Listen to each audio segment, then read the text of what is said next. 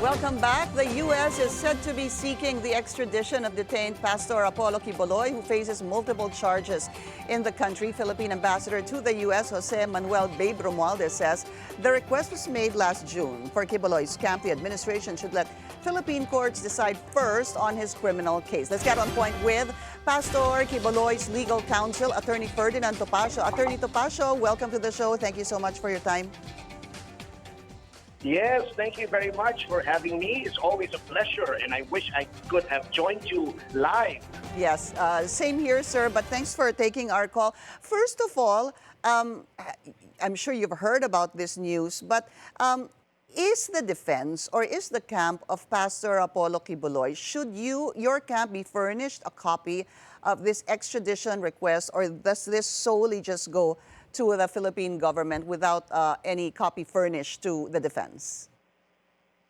Actually, there are two ways of effecting it under the extradition law, which is Presidential Decree 1069.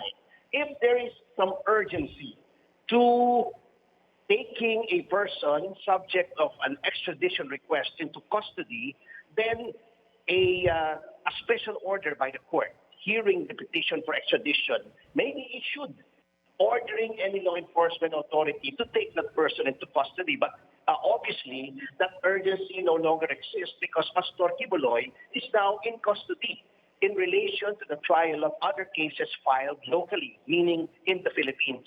So we will now have to resort to the second mode, which is a summary hearing before the proper regional trial court filed by the chief state prosecutor or any officer designated by the Department of Justice to file a petition for extradition, in which case we are furnished a copy of the petition and allowed to elucidate on our opposition, if any, to that request for extradition. I see. So there is such a thing that there's supposed to be a hearing regarding this extradition request by the state prosecutor assigned by the Department of Justice, by which the defense should be able to give their manifestations or pleadings. Yes, actually the hearing is by the proper regional trial court. It's usually in the regional trial court of Manila. The person filing the petition for extradition comes from the Department of Justice. I see. Actually, the request comes from the State Department, in case of the United States of America, to our Department of Foreign Affairs, which then checks for the completion of the required documents as per treaty requirements. And then if the requirements are complete, it then endorses the same to the Department of Justice for appropriate filing in the court. So the trial is with the proper regional trial court. So then, for this to actually proceed, basically, Attorney Topacio, you're saying that a hearing must be set by the Manila RTC. Yes, that is according to Presidential Decree 1069, which is still the prevailing adjective law with respect to extradition. This is in PLT to the constitutional provision that no person shall be deprived of life, liberty, or property without due process of law, and extradition is a manner of deprivation of liberty under the Constitution. So there must be due process, meaning a hearing wherein the accused is afforded the right to be heard by a fair and impartial tribunal. Are you readying? Is the camp of Pastor Apollo Quiboloy readying yourselves for this possible hearing on his extradition request by the United States? We have been ready since talk about extradition were being circulated way back in 2021, I believe.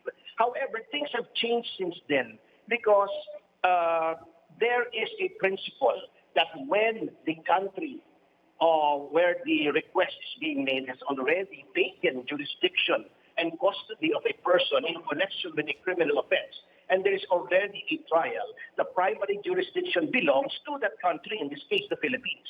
Therefore, before any extradition can take place, the trial here in the Philippines must terminate, and if the result of the trial is a conviction, sentence must first be served in the Philippines before any extradition may be effected. I understand. But is there a possibility, or are there even ways, attorney, that particular process that you mentioned that basically dito muna siya lilitisin bago siya dalhin doon. But even pagka nilitis po si Pastor Apollo Quiboloy dito, i-convict siya, he has to serve his conviction first here, and then tsaka lang po siya mapupunta sa Estados Unidos. My question is, can that be amended? Is there a possibility that, I guess, the Philippine government will just agree and say that we will extradite him to face the charges against him, in the United States? That cannot be done constitutionally and legally because there is already a law. That law has vested certain rights on a person subject of extradition. And that law is based on certain constitutional provisions which prevents such a thing from happening without a trial.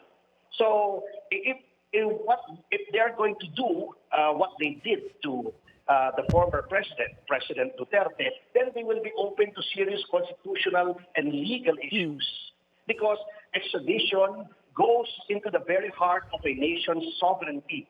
When you extradite someone, you are basically saying that you prefer the criminal jurisdiction of a foreign power over your own jurisdiction, and that is a grave derogation of our sovereignty as a nation.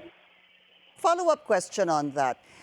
He was charged for sexual trafficking since 2021, if I'm not mistaken, and is also part of the Federal Bureau of Investigation's most wanted list, ni Huba.